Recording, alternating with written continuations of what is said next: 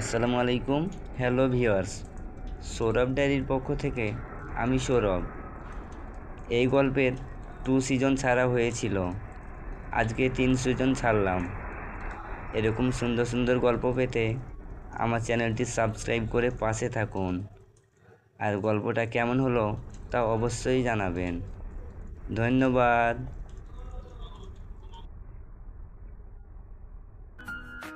তুমি যদি আমার মেয়ের বডিগার্ড হতে তাহলে আমার বড় উপকার হতো। কিন্তু আঙ্কেল বলল, তোমার যত টাকা লাগবে আমি দেব, তবুও তুমি আমাকে না করো না। তোমার ডিউটি, আমার মেয়ে যখন যেখানে যাবে ওর সাথে সেখানে তুমি যাবে। মাসে 3 লক্ষ টাকা করে পাবে। দেখুন আঙ্কেল, আমাকে কয়েকদিন সময় দিন, আমি আপনাকে জানাবো। আঙ্কেল বলল, আমি তোমার জবাবের অপেক্ষায় থাকবো। কিন্তু আঙ্কেল, আপনাদের বাড়িতে তো এমনিতে অনেক সিকিউরিটি, তাহলে আমাকে রাখার কারণ কি? আঙ্কেল বলল, এদের দ্বারা কিছুই হবে না, প্লিজ তুমি না করো না। আচ্ছা, আমি আজকে আসি, পরে আপনাকে জানাবো। আঙ্কেল বলল, আচ্ছা, সাবধানে যাবে। Okay uncle. ওনার বাসা থেকে বেরিয়ে আসলাম, আর কোথাও না গিয়ে বাসায় চলে আসলাম। আসার সাথে সাথে সাথী প্রশ্ন করা শুরু করলো, কি ভাইয়া, দেখা করলা?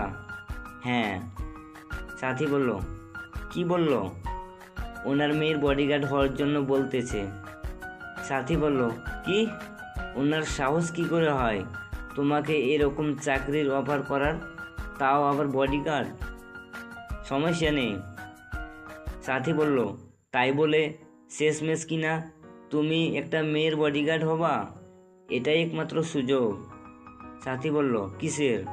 এতে করে ওনার মেয়ের কাছাকাছি থাকতে পারবো, আর ওকে সব বিপদ আপদ থেকে রক্ষা করতে পারবো। সাথী বলল, কিন্তু মামা মামি কি রাজি হবে? ওনাদের কিছু জানতে দিব না। সাথী বলল, তাহলে অফিস সামলাবা কি করে? সেই আমি সময় বের করে নিব। সাথী বলল, এখন কি সত্যি তুমি বডিগার্ডের চাকরি নিবা? হ্যাঁ, কারণ ওনার মেয়েকে আমি ভালোবেসে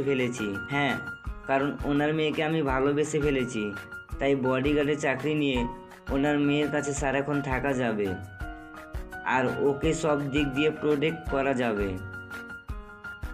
সাথী বলল, আচ্ছা, যাই করো সাবধানে করো। আচ্ছা, রাত অনেক হয়েছে, তুই গিয়ে ঘুমিয়ে পড়।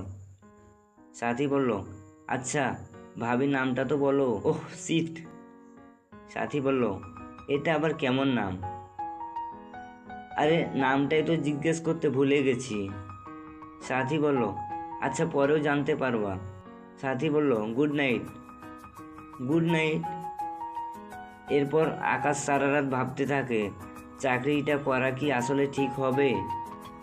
আবার ভাবে, চাকরি না করলে তো ওনার মেয়েকে আপন করে নিতে পারবে না। যাই হোক না কেন, চাকরিটা করবই। তাই সকালে নাস্তা করে ওনার বাসায় চলে যায়। আঙ্কেল, আমি চাকরিটা করতে রাজি। আঙ্কেল বলল, আমি তোমার থেকে এটাই আশা করেছি। তাহলে কাল তোমার পরিচয়পত্র নিয়ে চলে এসো। কেন আঙ্কেল?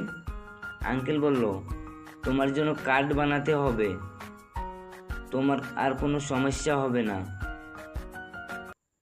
পরিচয়পত্র জমা দিলে তো আমার পরিচয় উনি জেনে যাবে। মনে মনে বলি। আঙ্কেল বলল, কি ভাবছো? পরিচয়পত্র না দিলে কি কোনো সমস্যা হবে আঙ্কেল? আঙ্কেল বলল, তোমার সমস্যা হলে দিতে হবে না। Thank you sir. আঙ্কেল বলল, তুমি আমাকে আঙ্কেল বললেই ডাকবে। আঙ্কেল বলল, তুমি আমাকে আঙ্কেল বলেই ডাকবে। ওহ হ্যাঁ, আমার মেয়ের সাথে তোমার পরিচয় করিয়ে দেই। মা, একটু এদিকে আয় তো। আমি উপরের দিকে তাকাতেই মনে হচ্ছে কোনো পরী নেমে আসছে, আর আমি দু চোখ ভরে ওকে দেখছি। আঙ্কেল বলল, পরিচয় করিয়ে দেই, ও হলো আমার একমাত্র মেয়ে, সাজনীন আহমেদ সাজ, গল্পের নায়িকা। সাজ বলল, এই ছেলেটি কে আব্বু?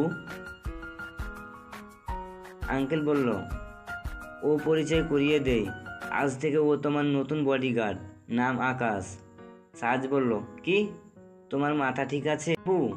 বাড়িতে এতগুলো বডিগার্ড থাকতে নতুন আরেকজনকে নেওয়ার কি দরকার ছিল? আঙ্কেল বলল, ওই দিন তো দেখলি কিভাবে আমাদের বাঁচালো। সাজ বলল, তাই বলে? আঙ্কেল বলল, কোনো কথাই শুনতে চাই না আমি।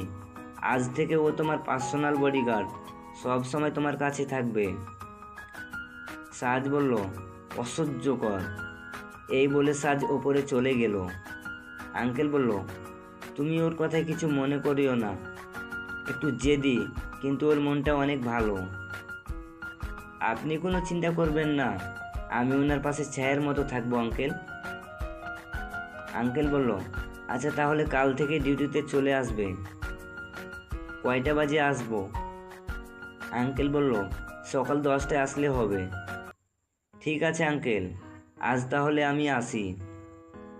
আঙ্কেল বলল, আচ্ছা কাল থেকে সময় করে চলে আসবে। আচ্ছা তাহলে আজ উঠি। আঙ্কেল বলল, দাঁড়াও, এই নাও 50,000 টাকা, ভালো দেখে কয়েকটা ড্রেস কিনে নেবে। আচ্ছা যেমনটা আপনার ইচ্ছে, বলে টাকা নিয়ে চলে গেলাম আব্বুর অফিসে। আব্বু, তোমাকে আমার কিছু কথা বলার ছিল। আব্বু বলল, হ্যাঁ বলো। এখানে না, কেবিনে চলো। আব্বু বলল, তাহলে তুমি কেবিনে গিয়ে বসো, আমি 5 মিনিটের মধ্যে আসছি। ওকে আব্বু, বলে আব্বুর কেবিনে এসে অপেক্ষা করলাম। একটু পর আব্বু আসলো। আব্বু বলল, বলো কি বলবে তুমি। তার আগে বলো, কথাটা শুনে আপনি রাগ করবেন না। আব্বু বলল, আগে কথাটা বলো তো। আব্বু, আমি না একটি মেয়েকে ভালোবেসে ফেলেছি। আব্বু বলল, কিন্তু এটা তো খুশির খবর। আমার কথাটা কিন্তু এখনো শেষ হয়নি আব্বু। আব্বু বলল, আচ্ছা বলো। আপনি শরীফ আহমেদকে চিনেন? আব্বু বলল, চিনি তো, আমাদের মতো একজন বিজনেসম্যান, আমাদের কোম্পানির প্রোডাক্ট কিনে মার্কেটে বিক্রি করে। কেন, ওনার কথা জিজ্ঞেস করছো কেন? আমি না ওনার মেয়েকে ভালোবেসে ফেলেছি। আব্বু বলল, এতে সমস্যা কোথায়? সমস্যা তো ওখানে। আব্বু বলল, আচ্ছা এভাবে না বলে পুরোটা খুলে বলো। বলতেছি। এই বলে আকাশ তার বাবাকে সব কিছু বলতে থাকে। আব্বু বলল, হয়েছে, আর বলতে হবে না। তুমি তাহলে ওদের ওখানে কাজ করবে, তাই তো? হ্যাঁ আব্বু। আব্বু বলল, করতে পারো, কিন্তু ওই মেয়েকে তোমার যোগ্যতায় ভালোবেসে ঘরে আনতে হবে। ঠিক আছে আব্বু, আমার জন্য দোয়া করবে। আব্বু বলল, বাবা মায়ের দোয়া সবসময় সন্তানের সাথে থাকে। তাহলে এখন আসি আব্বু। এই বলে বাসায় চলে আসলাম। বাসায় এসে ফ্রেশ হয়ে লাঞ্চ করতে গেলাম। ওখানে আম্মু আর সাথীকে আজকে কথাগুলো বললাম। সাথী বলল, মামা যখন অনুমতি দিয়েছেন তাহলে তো আর কোনো কথাই নেই। আম্মু বলল, সাথী তো ঠিক বলছে। সাথী বলল, কিন্তু আমাকে কিন্তু ট্রিট দিতে হবে। আচ্ছা বিকেলে তোকে শপিং করাতে নিয়ে যাব। সাথী বলল, ওকে, আমি রেডি হয়ে থাকবো। এখন খাওয়াটা শেষ কর। এই বলে খাওয়া শেষ করে বিকালে সাথীকে নিয়ে শপিং মলে গেলাম। সাথীকে ওর পছন্দ মতো কয়েকটা ড্রেস কিনে দিয়ে ক্যান্টিন থেকে খেয়ে বাসায় চলে আসলাম। এসে ঘুমিয়ে পড়লাম। সকালে ঘুম থেকে উঠে রেডি হয়ে নাস্তা করে সবার থেকে দোয়া নিয়ে গাড়ি করে বেরিয়ে গেলাম। গাড়িটা আঙ্কেলের বাড়ির কাছাকাছি থামিয়ে ড্রাইভারকে দিয়ে গাড়ি পাঠিয়ে দিলাম, আর আমি 2 মিনিট হেঁটে ওনাদের বাড়িতে চলে গেলাম। আঙ্কেল বলল, hi young man, how are you? I am fine. Uncle বলল, আচ্ছা তুমি নাস্তা করে নাও। না আঙ্কেল, আমি খেয়ে এসেছি। আঙ্কেল বলল, সমস্যা নেই, আসো বসে নাস্তা করে নাও। কি আর করব, ওনার সাথে বসে নাস্তা করে নিলাম। আঙ্কেল বলল, শোনো, আমার মেয়ে এখন কলেজে যাবে, তুমি ওর সাথে সাথে থাকবে। সাজকে যেন কোনো ছেলে ডিস্টার্ব না করতে পারে। ওকে, তাই হবে। আঙ্কেল বলল, এই নাও, এই কার্ডটা রাখো। আর 2টা পিস্তল দিল আমাকে। আঙ্কেল, এই পিস্তল দিয়ে আমি কি করব? আঙ্কেল বলল, যাতে করে আমার মেয়ের উপর কেউ কোনো ক্ষতি করতে আসলে তুমি এই পিস্তল ব্যবহার করে আমার মেয়েকে বাঁচাতে পারো। কিন্তু স্যার, ওরা যদি মরে যায় আর পুলিশ যদি আমাকে নিয়ে যায়? আঙ্কেল বলল, সেজন্যই তো তোমাকে এই কার্ডটা দিলাম। এই কার্ড দেখালে পুলিশ তোমাকে কিছু করবে না। এবার আমি কার্ডটা হাতে নিয়ে দেখি আমার আব্বুর সাইন করা আছে কার্ডটাতে। এই কার্ড যার কাছে আছে তাকে পুলিশ গ্রেপ্তার করতে পারবে না। আঙ্কেল বলল, ওই তো আমার সাজ চলে এসেছে। সাজ বলল, গুড মর্নিং। আঙ্কেল বলল, গুড মর্নিং, নাস্তা করে নাও, তাড়াতাড়ি কলেজে যাও। সাজ বলল, আচ্ছা আব্বু। এরপর সাজ নাস্তা করে বেরিয়ে পড়ল। আকাশও সাজের পিছু পিছু হাঁটতে থাকে। এরপর ওরা দুজনে গাড়িতে উঠে কলেজের দিকে যেতে থাকে। সাজ বলল, ড্রাইভার গাড়ি থামাও। ড্রাইভার গাড়ি থামিয়ে দিল। কলেজ তো এখনো অনেক দূরে, আপনি তাহলে গাড়ি থামাতে বললেন কেন? সাজ বলল, আমি ফুচকা খাবো।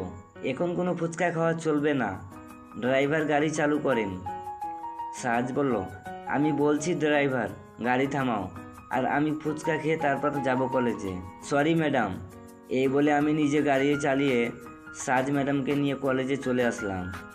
ম্যাডামকে দেখে মনে হচ্ছে অনেক রেগে আছে। কলেজে এসে গেছি বলে গাড়ির দরজা খুলে দিতেই উনি রেগে বেরিয়ে গেলেন। আকাশও সাজের পিছু পিছু হাঁটতে থাকে। সাজ প্রথমে ওর বান্ধবীদের কাছে যায়। সাজের বান্ধবী নদী বলল, কিরে, কতদিন পর তোর সাথে দেখা? তানু বলল, হ্যাঁ নদী, ঠিক বলছিস, এতদিন কই ছিলি? সাজ বলল, বাসাতে ছিলাম। নদী বলল, তা সাজ, তোর সাথে এই হ্যান্ডসাম ছেলেটা কে? তানু বলল, হবে হয়তো আমাদের সাজের বয়ফ্রেন্ড। এই বলে সবাই হাসাহাসি শুরু করলো। সাজ রেগে গিয়ে বলল, এই তোরা থামবি? নদী বলল, আচ্ছা তা ভাইয়ার সাথে আমাদের পরিচয় করিয়ে দে। সাজ বলল, আচ্ছা ঠিক আছে, পরিচয় করিয়ে দিচ্ছি, ও হচ্ছে আমার। প্রিয় দর্শক, আজকের গল্প এ পর্যন্ত শেষ। বাকি অংশগুলো পরের পার্টে অবশ্যই দেওয়া হবে। তা গল্পটা কেমন হলো তা অবশ্যই কমেন্ট করে জানাবেন। ধন্যবাদ।